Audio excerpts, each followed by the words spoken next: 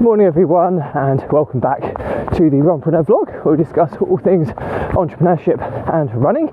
It is a brutally cold -3 degrees temperature this morning, so hopefully no breeze, but super chilly conditions to be running in. And it's Friday Funnels today, where we discuss all things marketing and sales funnels related. And today's topic is a good one. It's the 3 best email sales closes. So if you like this video, please give it a like and a subscribe, and let's get started.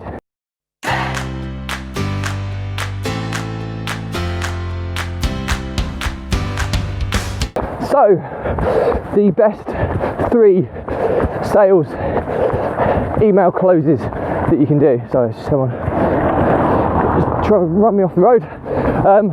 This is a really cool topic. It's something that I wasn't aware of before. I learned this from Russell Brunson, and we're trialing it at the moment, but it completely makes sense.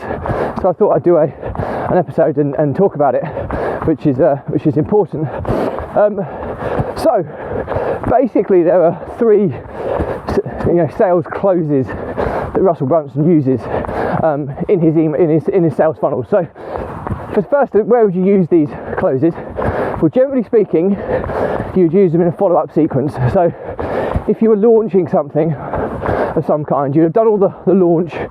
It might be if your typical funnel, you've got a lead magnet. So you promote the lead magnet, people have downloaded the lead magnet, and then you've taken them to a sales page of some kind. Okay, that's generally the process. The lead magnet could be some free training, for example, but ultimately anybody who gets to the sales page, you want to retarget, because they're clearly interested. Well, you want to retarget people at all stages, really, right the way through the journey, to try and re-engage with them, because it's amazing how many additional sales you can pick up from the follow-up marketing sequences. But this is going to be specifically related to people that have visited your sales page. So whatever you're selling, whether it's a product or service, if you've got a sales letter page or a video sales letter page, i.e. it's a sales page where it's either full of copy and infographics and testimonials and stuff, or it's a video which is obviously describing what the sale of the offer is. And anybody who's been there is warm. They're interested in what you've done. In fact, they've clicked on something to get to that page. You cannot afford to let them just kind of drift away, because however good your sales letter copy is, or however good the video is, there might be a few people that kind of miss the point or don't read the text correctly, and ultimately they kind of leave without buying, or they just want some time to think about it, which again is completely fine. So when we've got them to that stage, we're going to send them a follow-up email sequence to try and re-engage with them, and to try and give them strong enough reasons to go back to that sales page and to actually go through the checkout process. Okay, so that's what we're trying to do here. So that's hopefully framing how you use this type of stuff. And then in your follow-up sequence, generally speaking, it could be 5 to 7-ish emails long. Some people do them a lot longer, some people a little bit shorter, but maybe sometimes even a bit longer than that. It depends what the product and service is, but ultimately you're going to be talking about the objections or that they're going to have, and how to overcome them. So overcoming objections is the first part of that sequence, and then you're then going to give them some kind of bonuses and free offers to try and get them to re-engage. And then if they're still not, you're going to be then using the 3 sales closes at the end, which will appeal to each and everybody. And these sales closes are, number 1 is emotion, so appealing to that person's emotion. These are emotional people. They make decisions emotionally. The second category of people, you deal with logic, facts, figures, stats, stuff which are going to appeal to the people that are very much fact and figure based. Morning. And the last one is scarcity. So if the first 2 haven't worked, the last one is scarcity. So creating some urgency, fear of missing out, which should be the last one to try and make them take action. So if we go through each one in a bit more detail and how it can work. Now, look, just a disclaimer here, I'm no copywriting expert, so my strategy is to ultimately get the copy created. We have some sales copy related software that we use. It's actually Russell Brunson's product, which is Funnel Scripts, and we'll use that to give us a framework. We then edit it to make it more in line with our tone of voice. It's very salesy, a lot of the copy that comes out, which is not really my style, but I'll still do it because it's super important to kind of get that persuasive copy into your marketing funnels. But so I'm no expert here, but what I generally do is once I've got the framework, I edit it and we put it out there and we'll test it, and we'll monitor the conversion rates, we'll monitor how effective they are, and if we say, right, we've got to this level now, how can we get another 5% conversion rate, and we'll start tweaking the copy and then running split tests and that side of things. So we're constantly evolving this process.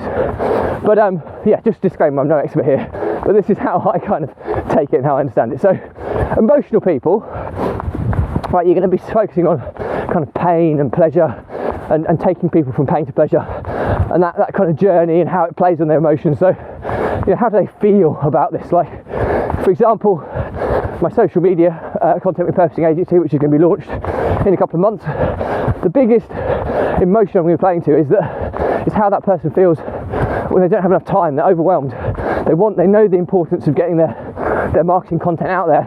They just don't have the time to do it, and they're stressed, they're overwhelmed, you know, borderline anxious, and you know, playing on their emotions. And this product and service can really help them with that. And those people that are in those positions and in those circumstances and are feeling those emotions are going to take notice because it resonates with them very, very clearly. So that's the kind of emotional side of things. So I'm going to be talking to them in that tone of voice, and how I can take them from that position of being super stressed and overwhelmed to having all their marketing materials going out in an automated fashion without too much involvement. Morning, guys. So it's really important understanding these are emotional people. They're sensitive, not necessarily sensitive, but sensory. So they're very much in line with their emotions, and ultimately they'll make a decision based on their emotions. So if the pain is amplified high enough, and then you can show them a very clear route to removing that pain and taking them to pleasure, it's highly likely that they will engage and purchase. So that's the point we make on the emotional one. Now the logic people, they're not, I'm more logic based. Okay, well, I think I'm logic based. I'm very analytical, I like data, I love backing up things with stats and figures and that side of things. So this should be something that I find easier to kind of process. I can be emotional at times, but it's harder to get an emotional kind of connection with me as it is if you talk to me about facts, figures and numbers. That's just who I am. And so for a logic-based person like myself, I'd want to hear the facts and figures. Do you know, for example, it takes 10.5 hours a day to process this vlog recording, the short form version I do it, to get it repurposed into all the different formats for each social account, to reformat into different style content, i.e. snippets and highlight reels and infographics, all these things, putting the subtitles on, editing the videos, publishing, scheduling the publishing, planning for the next day's activities, recording this. Do you know in total that takes 10.5 hours a day?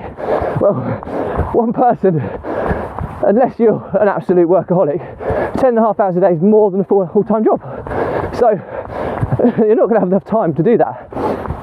So instantly I'm thinking, blimey, to get all this stuff out there, it's taking 10.5 hours a day. How am I ever going to do this? I mean, you can do it for less time, but the standard is going to be a lot lower and the quality is going to be a lot lower. So I think that's the kind of argument to that. But that's really real data, what it takes my team to repurpose every one of these episodes, repurpose, reformat and optimize on each platform. It takes 10.5 hours a day.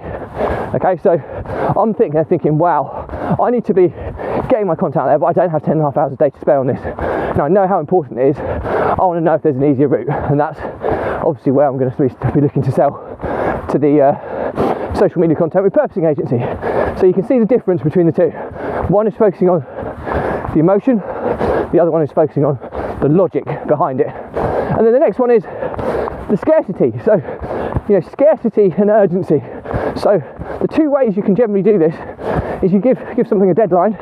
So this offer's only open till X, or there's only X amount of places. They're the two kind of main ways you can kind of give it in kind of quantity or time. That's the two ways you can kind of really amplify the scarcity side of things and really promote the fear of missing out. So I could say, for example, hi guys, this is our beta launch, so we're only going to be open for 5 places, and it might be that I add on a follow-on sequence to that final email where I'll email people that have engaged saying, right, 3 places left, 1 place left, to try and, when we are realistically at that point. And then instantly then people are going, wow, I need this, I'm not quite ready, but I can't afford to miss out. And bang, they make action, they take action. So that's the third and final one. Now, you don't use just one, you use all 3 in combination, because you'll find that the logic-based people won't engage with the emotional close, but they will engage with the logic. And even then you'll get emotional people that wouldn't engage with the logic one. So you obviously need to set your automation up so that if they do buy, they don't get the next email in the sequence, because that would defeat the object. But people who fall into either of those categories but couldn't quite get over the line, the scarcity one can often sweep those people up. So those are the 3 most important email sales closes that you need in all of your funnel up funnels. If you get those right, you should be making potentially more in your follow-up funnels than you would in the actual sale itself if you're doing a live event or a live sale. And we've proven that. I mean, I think we're approaching kind of 170 subscribers in our 2 Squared Academy, which is our property education business. And when we launched it, I think we had 86 people subscribe on the day, and we're up to over 170 now, I believe, to check the figures. And that's all been from follow-up automation. So it just shows that yes, it really does work. So I hope this has been useful. So to summarise, the 3 most important sales closes for your email sequences will go in your follow-up email sequence once someone has visited your sales page, or if you're selling a product or service and you've captured their email. This is where you hit them with the 3 sales closes. Number 1 is emotion. So what pain are they experiencing, and how can you take them to pleasure? That journey, you're really playing on that. Number 2 is logic, facts and figures, supporting the reasons to use your product or service. And number 3 is scarcity. 2 ways to do scarcity is, number 1, provide a time-based deadline, and number 2, provide a number of places or a number of stock units type of deadline before the offer will actually close. If you get those 3 right, on the end of your follow-up sequence, watch your kind of sales conversion skyrocket. So, hope this has been useful. As always, if you've got any questions on this stuff, drop me a comment and I'll respond to everyone. If it's a bigger question, I'll still try and respond. I'll potentially do a separate vlog episode and tag you in. And if it's not relevant to you, absolutely no problem at all. Just unfollow me on your social feeds. There's no need to unfriend me, but unfollow me. It will stop you seeing all of my content appear on your social feeds on a daily basis. But before you do that, please make sure you subscribe to the YouTube Runpreneur channel, whereby all of these episodes are catalogued nice and neatly by playlist, and I do a different topic on each day of the week. So just because today's topic isn't relevant doesn't mean that tomorrow's could be very, very relevant to you. So make sure you check out those playlists. Finally, also check out the Facebook Runpreneur community group, whereby I have all of my free resources hosted in there. The first one being the lead magnet I'm actually using for my social media content repurposing agency, and that's my 70-step checklist to my repurposing, reformatting and optimising your content across all social platforms process. So if you want to do this, you find out the 10.5-hour process we go through, check out the checklist, and hopefully that'll help you if you're looking to do that yourself. So it's pretty much it for me today.